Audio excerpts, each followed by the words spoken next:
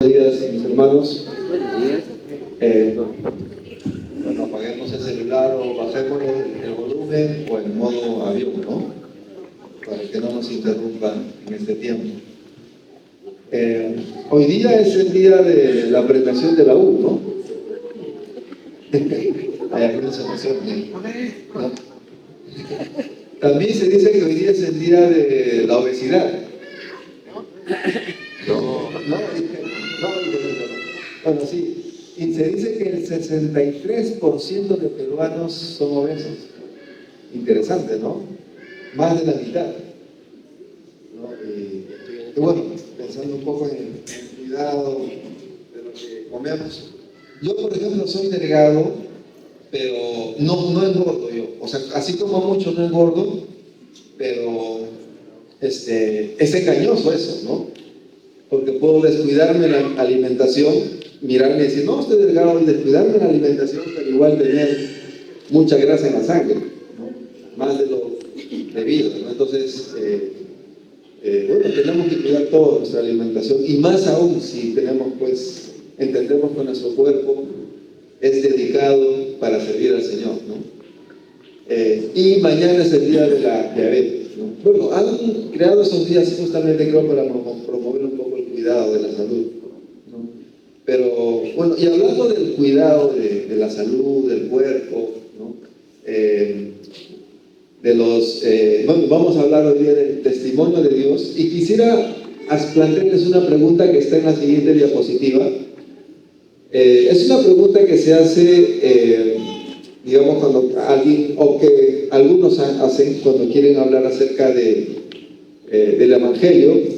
No sé si puedes ver, creo que si no se puede ver la imagen. La saqué de internet por si acaso, no la hice yo.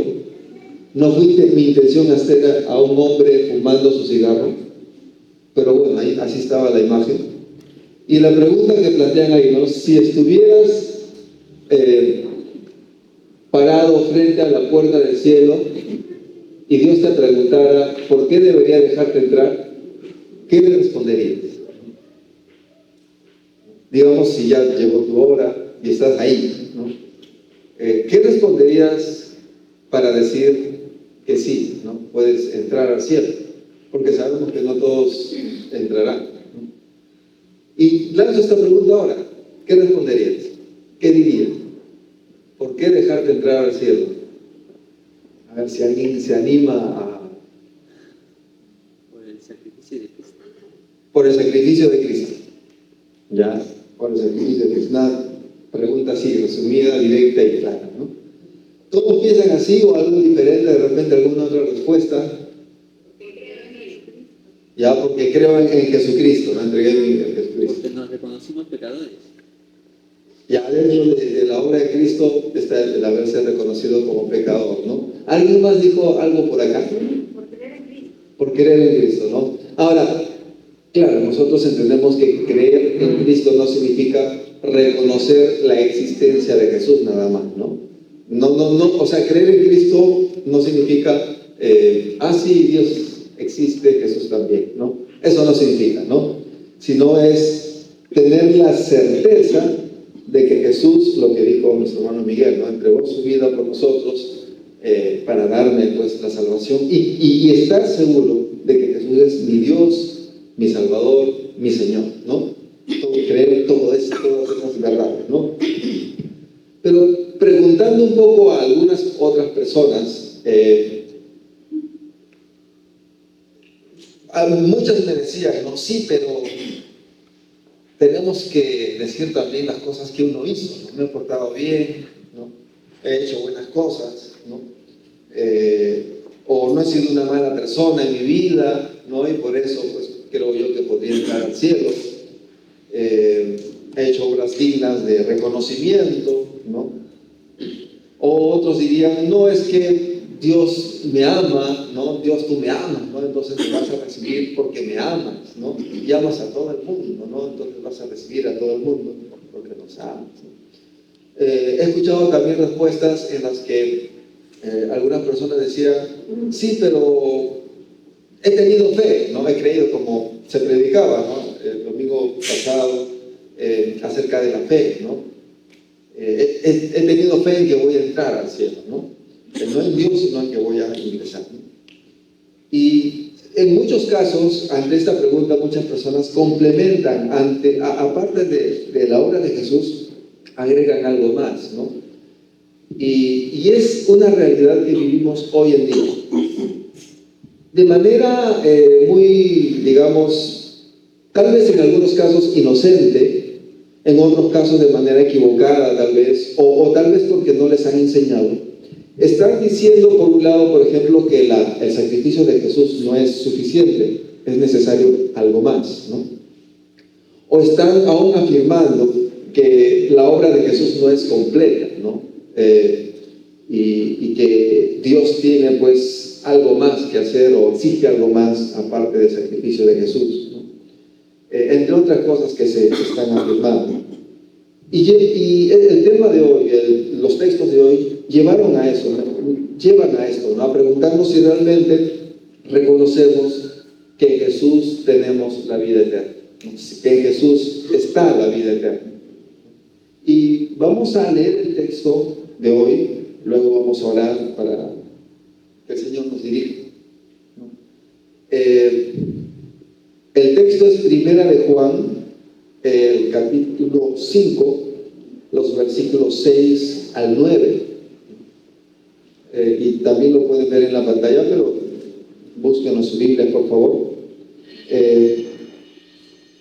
No es una misión imposible leer la Biblia, sí la podemos leer, ¿no? Aunque nos ponen de fondo, no, vamos a leer la Biblia, misión imposible, no hay misión imposible, no, sí lo podemos leer. Vamos a leer del versículo 6 en adelante, nos dice: este es Jesucristo. Lo estoy leyendo en la Reina Valera contemporánea. Este es Jesucristo, que vino mediante agua y sangre. No mediante agua solamente, sino mediante agua y sangre. Y el Espíritu es el que da testimonio, porque el Espíritu es la verdad. Porque tres son los que dan testimonio en el cielo: el Padre, el Verbo y el Espíritu Santo, y estos tres son uno. Y tres son los que dan testimonio en la tierra: el Espíritu, el agua y la sangre. Y estos tres concuerdan. Si aceptamos el testimonio de los hombres, mayor es el testimonio de Dios, porque este es el testimonio que Dios ha presentado acerca de su Hijo. Entonces, les planteé la pregunta, ¿no?, acerca del cielo, ¿no? Y les decía que en estos textos se plantea pues acerca del testimonio de Dios respecto a Jesús. Y vamos a ver eso dentro de un momento. Vamos a orar a nuestro Señor. Dios mío, te damos gracias por tu palabra, porque en ella, Señor, encontramos la dirección, encontramos, Señor, la verdad respecto a nuestro destino eterno. Y más aún, con mayor importancia aún en esto, en tu palabra, Señor, encontramos esta revelación que nos muestra quién eres tú y también, Señor, cómo llegar a tener una relación personal contigo, que es por medio de Jesucristo. Te damos gracias por esta verdad, Señor. Pero vivimos, Señor, en medio de un mundo donde el ser humano, nosotros, tenemos muchas limitaciones. Y a veces, Señor, por querer dar respuesta a algunas cosas que no entendemos o que sobrepasan nuestro entendimiento, caemos en errores, queriendo responder a toda pregunta, queriendo explicar toda verdad, aún que leemos en tu palabra, caemos, Señor, en el error de afirmar racionalmente cosas sobrenaturales que nos sobrepasan. Y es en estos versículos vemos, Señor Dios, esta enseñanza que debemos nosotros reconocer tu palabra, afirmar lo que está en tu palabra, creer la verdad de tu palabra y aceptarla con humildad y con alegría. Ayúdanos, Señor Dios, a seguir ese camino en el cual dejamos que tu palabra ilumine nuestra vida y nos lleve, Señor, por el camino de la verdad. Guíanos también ahora, Señor, en este tiempo. En el nombre de Cristo Jesús. Amén. En En mi casa estaba el otro día y tocaron la puerta y eran un grupo de varones, testigos de Jehová. Mi intención no es criticar a este grupo, pero se me acercó uno de ellos, uno mayor, y me empezó a hablar. Su argumento en esos momentos fue de la necesidad de mejorar o contribuir con mejorar en nuestra sociedad, ¿no? Y algo, ¿no? Un punto muy interesante para hablar mucho de ese tema, ¿no? De cómo contribuir a que la sociedad pues, no esté tan violenta, tan corrompida, etc. Y yo aproveché y dije, pero hay algo superior a eso, ¿no? Y es pues mejorar mejorar nuestra relación con los hombres sin desestimar ese punto, mejorar nuestra relación con Dios. Y ahí empecé a hablarle del Evangelio y de la salvación por gracia, ¿no? Y él me decía, sí, pero en cuanto a la salvación depende también yo qué haga, ¿no? ¿Cómo termina mi vida? Y si termino pecando, me dice, ¿no? Ah, que tú no estás seguro de la salvación, le dije, ¿no?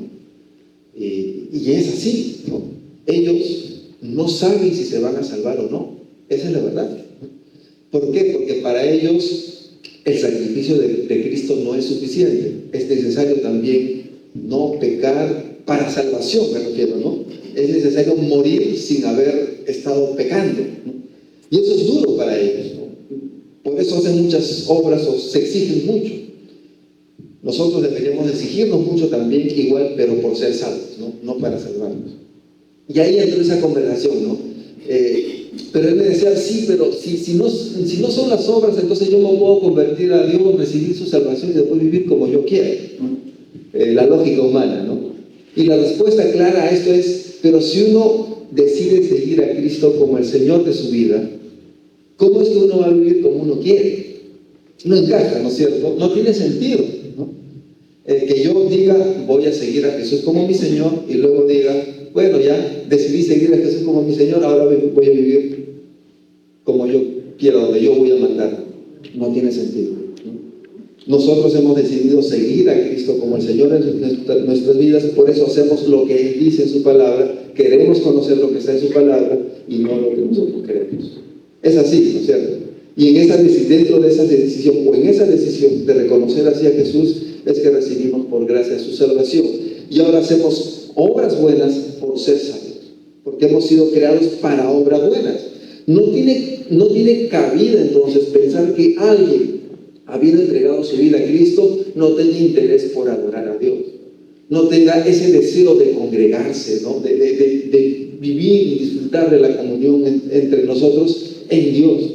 No cabe. No cabe aquel pues que no quiera leer la palabra y profundizar en la palabra para conocer a Dios por medio de la palabra. O sea, si alguien dice, no me interesa la Biblia, un hijo de Dios no puede decir eso, ¿no? Porque ama y está agradecido a Dios. Y ahí, por ese lado, fue la conversación, ¿no? O sea, algo así como un pez, ¿no? O alguien no diga, yo soy pez, pero no me gusta el agua. No tiene sentido. Igual, yo soy cristiano, pero no obedezco a Dios. No cabe eso, ¿no? Entonces, terminamos esta conversación, le dije, no, mire, tu destino eterno está en juego. Investiga la palabra de Dios en la Biblia, medita en ella, ¿no? Para ver respecto a la salvación. Porque si te equivocas, si es que es por las obras, puede que estés cometiendo un terrible error para tu destino eterno. Y nos despedimos, ¿no? En buenos términos, no hubo discusión, no hubo pleito en ningún momento. Y puedo ver que no solamente en este caso, sino en muchos casos hay enseñanzas equivocadas. Uno cuando ve internet, ¿no?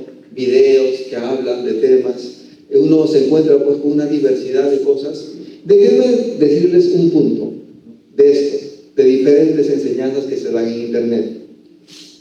Se ven muchos errores doctrinales. Yo veo muchos errores doctrinales. Esto es lo que les quiero decir. Esos errores doctrinales que ahora se ven no son nuevos. Más o menos en los 300 primeros años del cristianismo, esos mismos errores se dieron. esas mismas enseñanzas equivocadas se iniciaron. ¿Y por qué? Por dos cosas a mi parecer. Una, por intentar mezclar la palabra de Dios con otras creencias. Y otra, por intentar responder racionalmente a verdades que nos sobrepasan a nosotros, verdades superiores.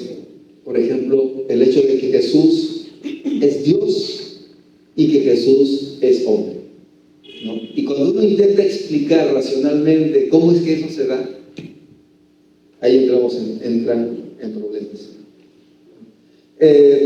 Dice en el versículo 9, este es el testimonio que Dios ha presentado acerca de su Hijo. Y la pregunta es, ¿cuál es el testimonio? ¿No? Cuando leemos el versículo 9, ¿cuál es el testimonio de Dios? ¿No? Y la respuesta la encontramos en el versículo 11, Juan 5:11, aunque esto no es el texto base, pero allí está la respuesta. Dice en el versículo 11, y este es el testimonio, dos puntos, que Dios nos ha dado vida eterna. Y esta vida está en su Hijo. Entonces, el testimonio de Dios es que Él nos ha dado vida eterna en Jesucristo. O que por medio de Jesucristo tenemos vida eterna. Las leyes le dan bastante importancia al testimonio de las personas, ¿no? Cuando hay un juicio, ¿no? Y las personas van a testificar, pues eso tiene un peso importante, determinante muchas veces. Entonces, si hablamos del testimonio de Dios, a comparación de nuestro testimonio, que puede ser defectuoso, una interpretación subjetiva de lo que sucedió, con limitaciones de lo que podemos entender de algo que hemos visto, podemos fallar. A diferencia del testimonio de Dios, quien es perfecto, que no tiene limitaciones, que Él es verdadero, que Dios mismo es verdadero y dice la verdad. Entonces, ¿cuánto peso tiene el testimonio de Dios? Y en estos versículos se habla también de un triple testimonio, ¿no? En el versículo 8 dice, ¿no? Y tres son los que dan testimonio en la tierra: el espíritu, el agua, la sangre. Y estos tres concuerdan. Y vamos a ver sobre este texto, esta parte del testimonio de estos tres, ¿no? Y una pregunta allí surge, ¿no? ¿A qué se refiere con agua y sangre? ¿No? ¿De qué está hablando allí? No sé si tienen ustedes alguna idea o han buscado en este versículo, han estudiado en algún momento en este versículo de qué se habla cuando dice que estos tres dan testimonio. El Espíritu, bueno, es claro, el Espíritu Santo, pero el agua y la sangre. ¿Alguien ha visto algo de esto en un momento? El bautismo. Ya, ¿el bautismo de quién? ¿De Jesús o de uno? El de Jesús. Ya, el bautismo de Jesús y la muerte de Jesús, digámoslo así, ¿no? Y sí, hay algunos que piensan esa posibilidad, ¿no? Ahora, dice, ¿no? Tiene que ver el bautismo de Jesús cuando fue bautizado en agua, ¿no? Y es el inicio de su ministerio, ¿no? O podría ser también, y la sangre podría referirse a la etapa final de su ministerio, donde pues Jesús derramó su sangre al morir en la cruz. Y al entender esto uno va a ciertas conclusiones, ¿no? Por ejemplo, uno dice, el bautismo de Jesús en agua, ¿no? Allí ocurre un evento interesante, ¿no? Porque el Espíritu Santo descendió manifestándose, ¿no? O haciéndose, digamos, no sé si para todos o para algunos, pero haciéndose visible en forma de paloma, ¿no? Y también el Padre, Dios, allí habla, ¿no? Este es mi Hijo amado, ¿no? En quien tengo complacencia. Entonces hay todo un testimonio, podríamos decir, en este evento, donde se muestra a este Jesús obedeciendo, ¿no? La voluntad de Dios, ¿no? Y diciéndole a Juan también, hay que hacer, ¿no? Hay que hacerlo, así se tiene que hacer, y manifestándose pues un testimonio de esto, ¿no? Y luego en la muerte de Jesús, en la culminación en la cual pues Jesús es muerto. Y esto tiene mucho peso para algunos, Por ejemplo, hay algunas creencias que surgieron en esas épocas, un poco después de que fueron muriendo los apóstoles. Juan fue el último en morir, ¿no? Y parece ser que él vio justamente esas creencias que estaban surgiendo. Por eso hablamos en varios domingos, mencionamos a los gnósticos, a estos personajes que justamente negaban que Jesús se hizo hombre, ¿no? Y hay creencias parecidas a estas, donde niegan que Jesús se haya hecho hombre. Por ejemplo, hay uno que piensa creía que Jesús era una especie de, actualmente sería como una proyección, ¿no? Un holograma, algo así, ¿no? Antes decían que era como un fantasma, ahora podemos decir como un holograma, ¿no? Que era Dios, pero presentaba una especie de holograma donde se presentaba delante de la gente todo, pero no era un hombre de verdad. Hay unos que creían eso, y hasta ahora, ¿no? Ciertas enseñanzas de YouTube presentan como un nuevo descubrimiento, una nueva verdad, ¿no? Y otros, por ejemplo, creían que no, que Jesús era un hombre, Jesús era un hombre, y que luego fue como que poseído por Dios, ¿no? Tomado por Dios, y luego antes de morir en la cruz salió, ¿no? de Jesús, y dejó al hombre, o un humano como cualquier otro, que muera. Todas esas explicaciones que se dan, al entenderlas un poco, uno dice, pues lo único que están haciendo es tratando de explicar racionalmente, con filosofía, verdades sobrenaturales, y ahí se desvían, ¿no? Se pierden, se apartan de la palabra de Dios, se apartan de la verdad. Y justamente este reconocer que Jesús se sujetó, fue obediente, se hizo bautizar, y luego también murió. Un soldado le atravesó el cuerpo, ¿no? y muriendo y derramando su sangre con agua. Pues esos eventos justamente muestran que Jesús sí se hizo hombre, sí fue hombre y estuvo entre nosotros. Pero hay alguien o algunos que también creen que cuando dice agua y sangre, creen que, o dicen, bueno, más bien de repente se refiere justamente a ese momento en que Jesús fue atravesado con la lanza, y dice, salió agua y sangre de su corazón, lo cual médicamente es así, ¿no? Demuestra que fue un hombre que moría. En Juan 19:34 dice, no, pero uno de los soldados le abrió el costado con una lanza y al instante le brotó sangre y agua, ¿no? Pero igualmente llegamos a la misma conclusión, que Jesús fue hombre y que realmente murió por nosotros. No nos lleva a algo diferente, ¿no? Hay otros que dicen, no está hablando del agua y de la sangre que derramó Jesús, o del bautismo y de la muerte.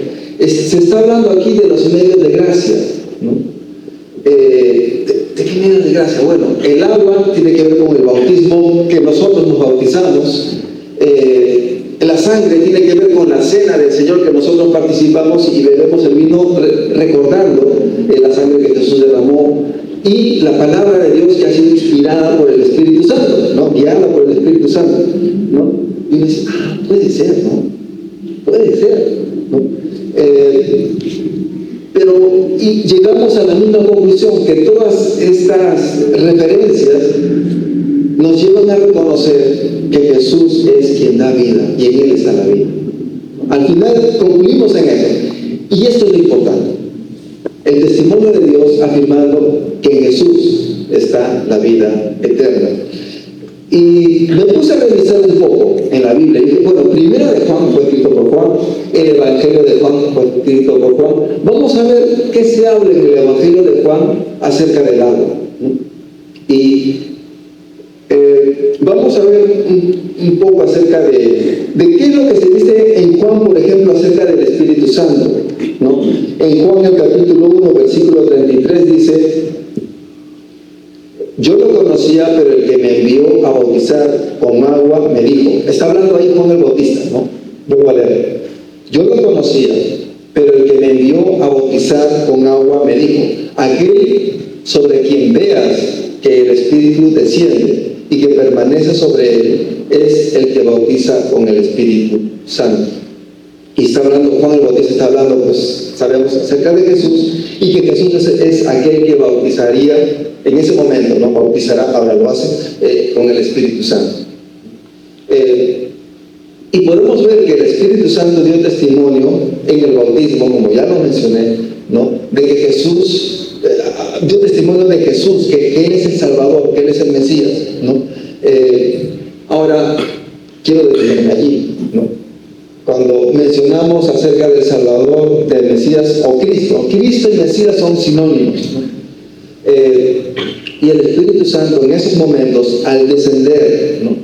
Mostrándose delante de testigos, sobre todo de Juan el Bautista, le estaba diciendo, Jesús es el Salvador. En otras palabras, en Cristo está la vida eterna. Es gracias a Jesús que cada uno de sus hijos tenemos el Espíritu Santo. En Juan 20:20, y luego vamos a leer el versículo 22, también dice, y mientras les decía esto, les mostró sus manos y su costado, y los discípulos se regocijaron al ver al Señor. Y habiendo dicho esto, sopló y le dijo, reciban el Espíritu Santo. Me pareció interesante este relato, porque allí pues Jesús ya había resucitado, y en ese momento les muestra las huellas, ¿no? de los clavos, de las heridas por su muerte. Y enseguida, después de mostrarles y decirles, yo he entregado mi vida por ustedes, ahora reciban el Espíritu Santo, ¿no? Como promesa cumplida luego en Pentecostés. Y es el Espíritu Santo quien da testimonio a nosotros de que Jesús es nuestro Salvador, quien nos da vida, ¿no? Eso, por ejemplo, en Juan 15:26 dice, está hablando nuestro Señor Jesús, dice, pero cuando venga el Consolador, el Espíritu de verdad, el cual procede del Padre, ¿no? Luego, ¿qué dice?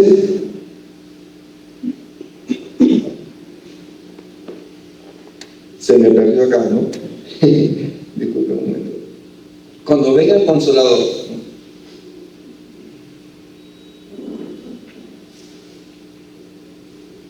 el texto se nos fue, que procede del Padre, a quien yo les enviaré de parte del Padre, Él dará testimonio acerca de mí. El Espíritu Santo va a dar testimonio acerca de Jesús. Entonces el Espíritu Santo es quien nos confirma que estamos en Jesús. En 1 Juan 4:13 dice, en esto sabemos que permanecemos en Él y Él en nosotros, en que Él nos ha dado de su Espíritu.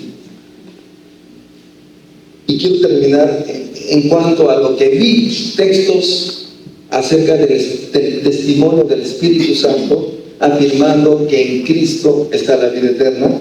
Quiero terminar leyendo este texto, Romanos 8:16. El Espíritu mismo da testimonio en nuestro espíritu de que somos hijos de Dios, afirmándonos y diciéndonos, tú tienes la vida eterna gracias a Jesucristo. Me quedo viendo todo un panorama en Juan, ¿no? Acerca del Espíritu Santo, donde se afirma, ¿no? Que en Jesús tenemos la vida eterna y que el Espíritu Santo nos confirma a cada uno de los que tenemos el Espíritu Santo, nos confirma que sí tenemos la vida eterna, que sí estamos con Dios. Y la pregunta es, ¿y tú estás seguro de tener la vida eterna en Cristo? ¿Puedes decir eso? El Espíritu Santo me ha confirmado que tengo la vida en Cristo Jesús. Y revisando en cuanto al agua en el Evangelio de Juan, al que se hace referencia en el texto base, el testimonio del agua, ¿no? En Juan encuentro algunos relatos que me llamaron mucho la atención, que me parecieron muy interesantes. Uno de ellos es el bautismo de Jesús, por supuesto, en Juan 1, el versículo 33, por ejemplo, dice, es un texto que ya leí: yo no lo conocía, pero el que me envió a bautizar con agua me dijo, aquel sobre quien veas que el Espíritu desciende y que permanece sobre él es el que bautiza con el Espíritu Santo. Y allí Dios, ¿no?, le reveló, le dijo a Juan que aquel a quien él vea, ¿no?, que el Espíritu desciende y que permanece sobre él, ¿no?, él es el Salvador. Y vemos que en el relato que el Espíritu Santo desciende sobre Jesús, y luego vemos al Padre, como le dije hace un momento, anunciando: tú eres mi Hijo amado, en quien me complazco. El bautismo de Jesús es en obediencia al Padre, y este bautismo señala que Jesús, ¿no?, es quien salva a todo aquel que se arrepiente. Todo este evento afirma esto, que en Jesús está la vida eterna. El agua es un elemento usado dentro de este evento, ¿no? Otro evento que me llamó la atención mucho respecto a esto es el de la mujer samaritana.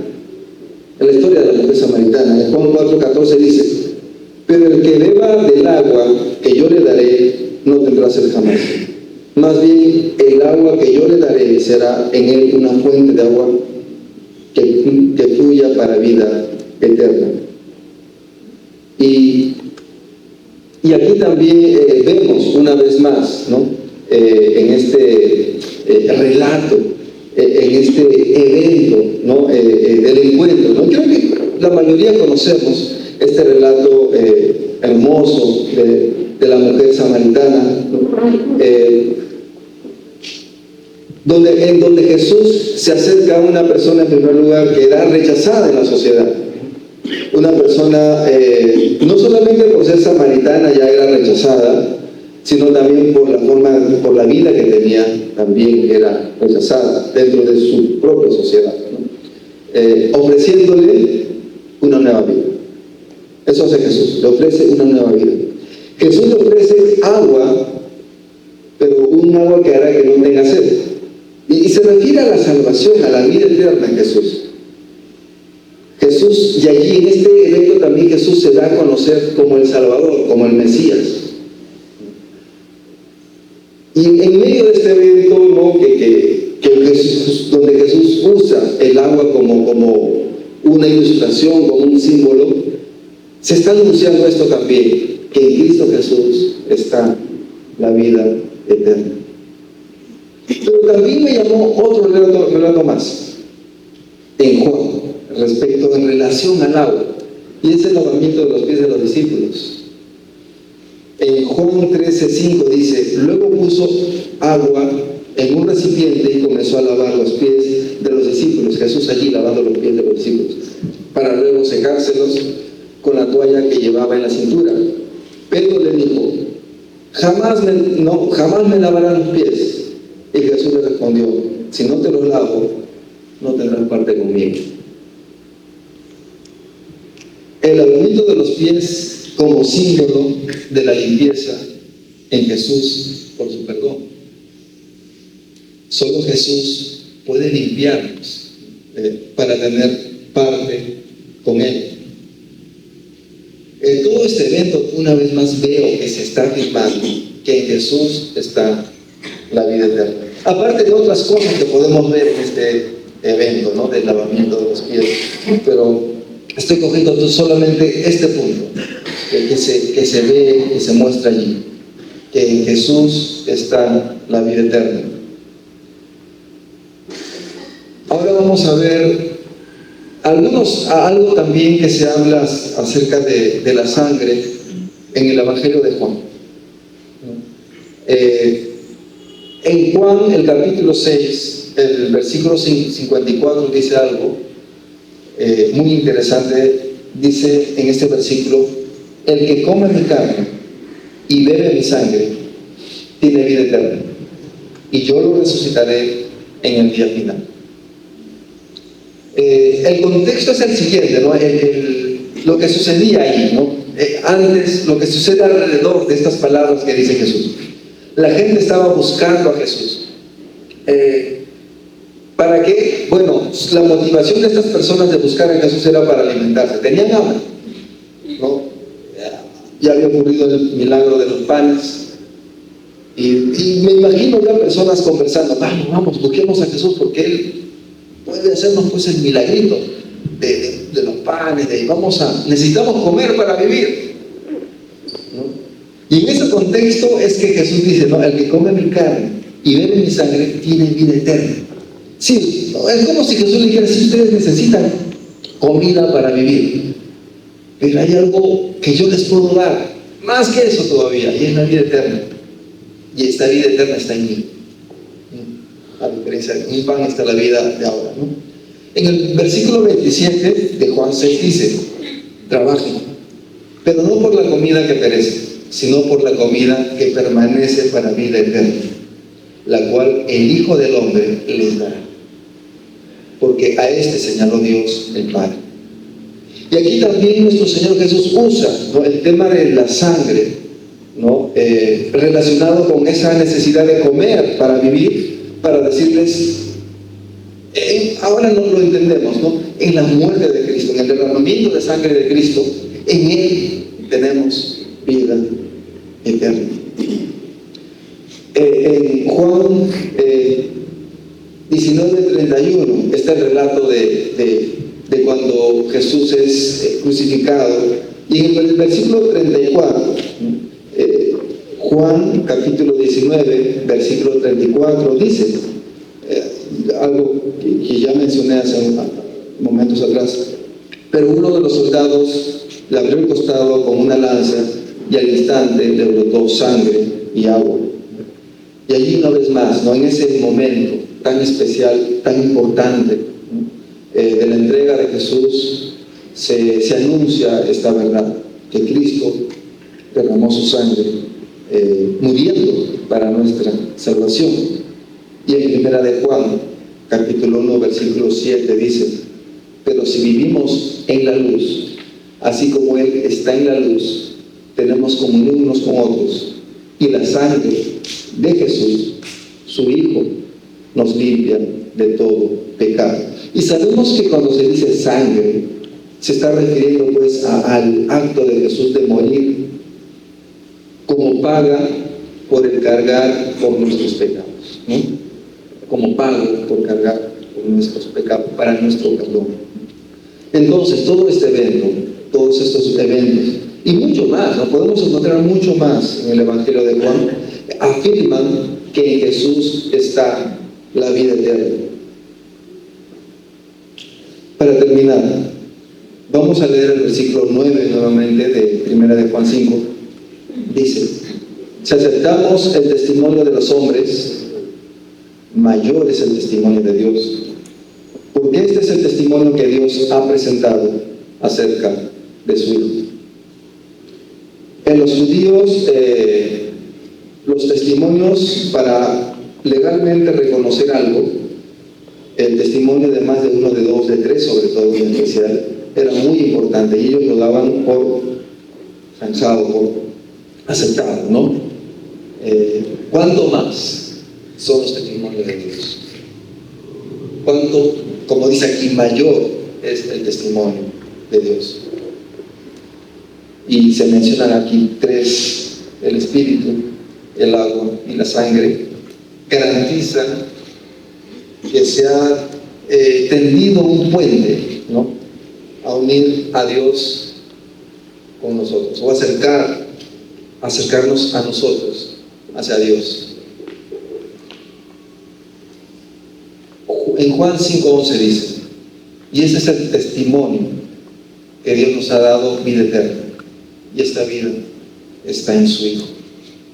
Y la gran pregunta es, ¿no?, ¿tú tienes certeza de tu salvación? ¿Vas a creer en el testimonio de Dios? ¿O todavía vas a tener dudas en cuanto a ideas, pensamientos, racionalizaciones tuyas? ¿Le vas a creer una vez más, le vas a creer a lo que Dios dice en su palabra, confiando totalmente en Él? o te vas a salir de esa verdad, de ese testimonio de Dios, confiando en tus razonamientos, criterios, pensamientos y demás, o la de otros. Te invito a que creas totalmente y confíes totalmente en el testimonio de Dios que está en su palabra. Vamos a ver. Señor Dios, perdónanos si es que nosotros hemos querido buscar responder por medio de nuestros razonamientos, criterios, poner eso por encima de lo que tu palabra nos dice. Perdónanos, Señor, y ayúdanos a que cuando veamos algo en tu palabra que sobrepasa nuestro entendimiento, con humildad reconozcamos esa verdad que tú nos das en la que tú nos iluminas, pero no busquemos dar respuestas racionales en cuanto a decir cosas que no son revelación tuya, Señor. Ayúdanos, Señor Dios, a mantenernos unidos, pero por otro lado también, Señor, dentro de esto, en tu palabra, tú nos has dado a conocer todo lo que necesitamos para conocerte a ti. Tú nos has dado a conocer en tu palabra, Señor, todo lo necesario para tener esta vida eterna en Cristo Jesús. Dios mío, creemos en la promesa de tu palabra. Creemos en la verdad revelada en tu palabra. Que todo aquel que se arrepienta y tome la decisión de seguir a Jesús como su Señor y recibe su salvación, tiene esta vida eterna. Dios mío, gracias por darnos a conocer esta verdad tan maravillosa. Gracias, Señor, por mostrarnos quién es el único camino, la única verdad y la vida verdadera. Y que solamente por Él podamos tener comunión contigo, Padre eterno. Jesús. En el nombre de Cristo Jesús. Amén.